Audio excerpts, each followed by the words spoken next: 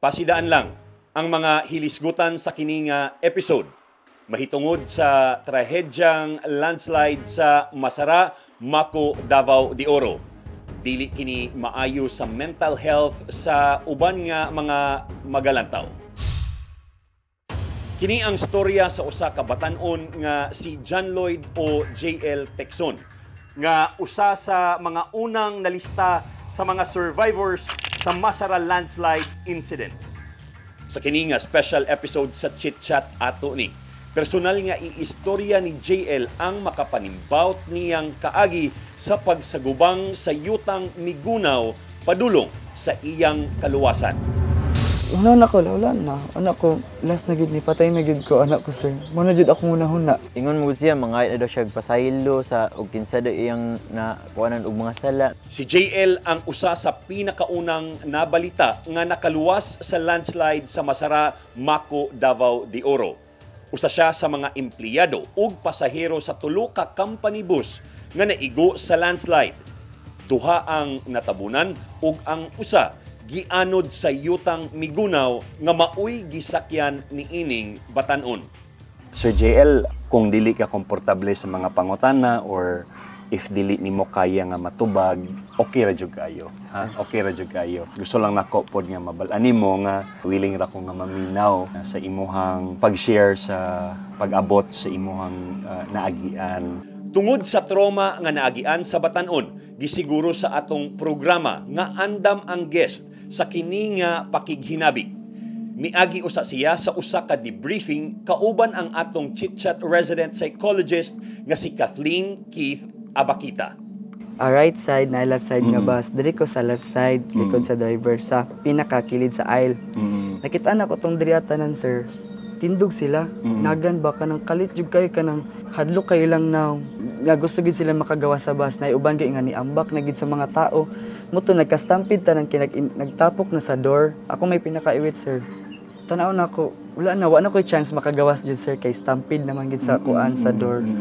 Seconds lang after nako nagtindog kay mudagan kog apil, wa ko kabalon sa gidaganan basta kay nahadlok man sila, nahadlok ra kog apil.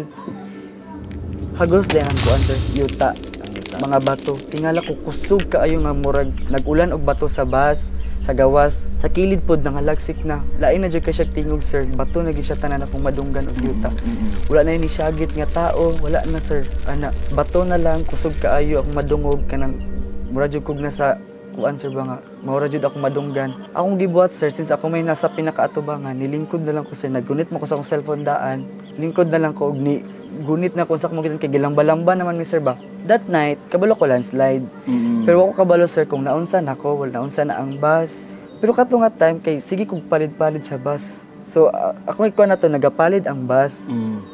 Ana guhit lang jud ko sir ana.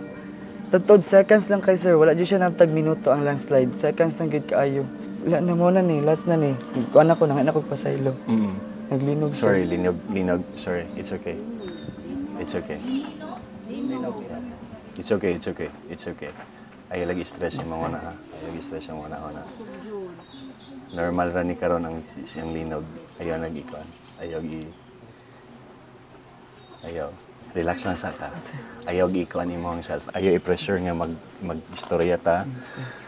Gusto nako nga okay ka. Gusto nimo mag-relax sa ta? Nalipong ako. Nalipong ka. Sige, relax na lang sa ta. Gusto ka? Sige, mo-relax sa ta. Tas mo to sir, mga seconds na gid kay ang landslide ni hilom. Totally hilom jud sir. Kanang wa ko'y madungog nga mga kuan nga tao, dinaganay, wala tanan. Ni kalma ang yuta. Naka-realize ko nga buhi pa ko sir. Kung gibuhat ni tindog ko na moto na napug ko'y nadunggan nga mga tao na murag na realize po nila nga nihunong na. So naingon nga ni syagit nga sipa ang bintana, sipa ana. Wala ko nilingi sa likod sir, kaya ako may pinaka-front sir ba.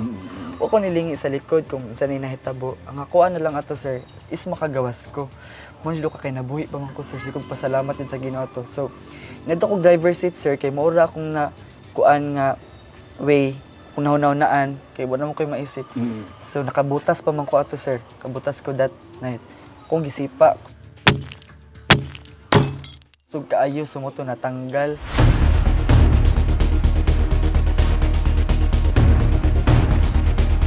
kangitngit, kahilom, ug kahadlok. Mao kini ang unang nakita ug nabati ni JL human siya makagawas sa bus nga gianod sa yutang migunaw. Halos walay makit-an ang batan-on sa iyang palibot. Hangtod sa iyang pagpaningkamot nga makagawas sa mala kumunoy nga sitwasyon, aduna siya'y nadunggan. Moto sir, namo ko yung nadunggan na sige pangita siyang papa. Pa, na sige siya sagit sir. Ako ato na, murag makadungog pa man ni sir ba. Tara, asa ta pwede mo agi anak ko. Moto nagtinabangay mi duha sir. Suksok mi itong mga balay. Tapos naabot na mi atong murag na semento nga dalan. Tapos moto naabot na ko dito, pagtanaw na ko taas naman ni nga lugar. Wala taas jud kay ang landslide kay kuan naman siya sir. Nanam ko dito sa taas nga part. Dito po kanis pag ako sa cellphone, nagkalapok siya akong giana. So okay pa day siya.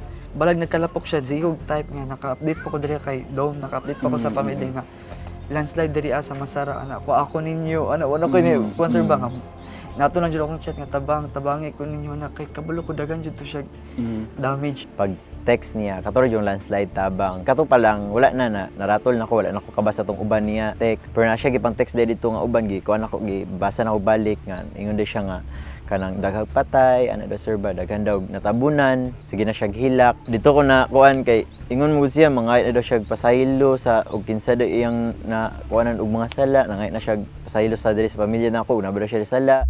Si JL kinamanghuran sa 5 ka anak sa nabiyuda niyang mama nga kasamtangang gatrabaho isip usa ka katabang. Maong layo kini sa iyang pamilya ug nakipuyo lamang sa pamilyang Bunsilaw dinha sa Mawab, Davao de Oro nga maoy suod sa iyang mipanaw nga amahan. Isip ang puna mo siyang igsuon.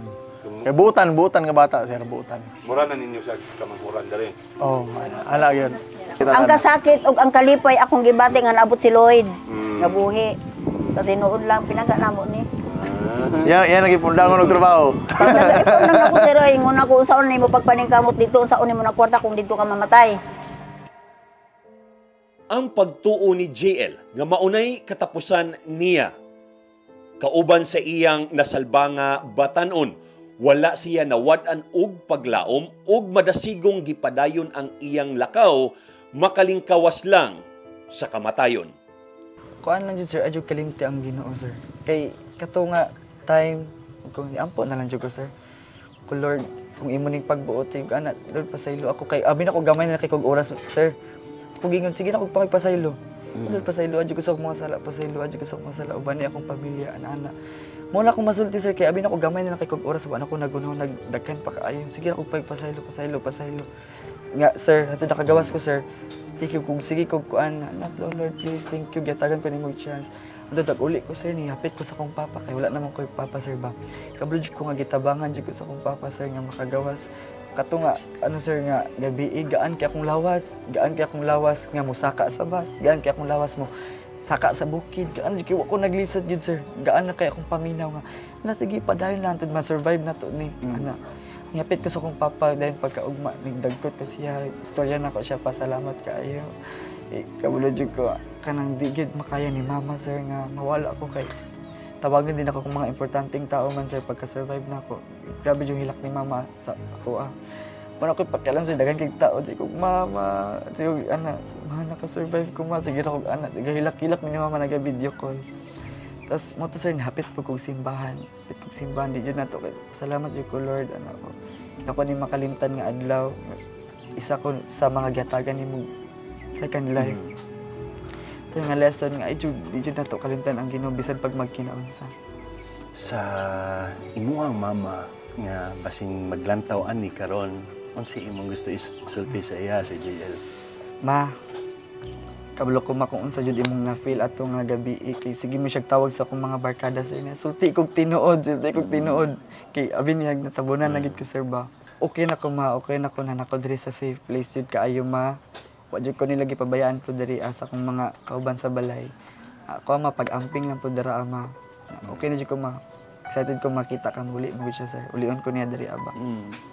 Nahisgot ni JL nga dili na usa niya ipadayon ang iyang trabaho sa mining company ug mubalik na lang sa iyang pag-eskwela aron humanon ang civil engineering nga kurso nga wala niya napadayon tungod sa kawadon. Ang chit-chat ato ni nagdesisyon nga muhatag og suportang pinansyal para kay JL aron makahuman siya sa iyahang kurso. Padayon gihapon ang search and rescue operation dinha sa Masara, Mako, Davao de Oro. Padayon pud natong iampo nga daghan pa ang sama ni JL nga maapil sa listahan sa mga survivors. Our thoughts and prayers pod sa mga biktima nga wala nakaluwas ug sa mga nabilin nilang pamilya. Don't give up, no, don't give in. Never lose hope, don't let go.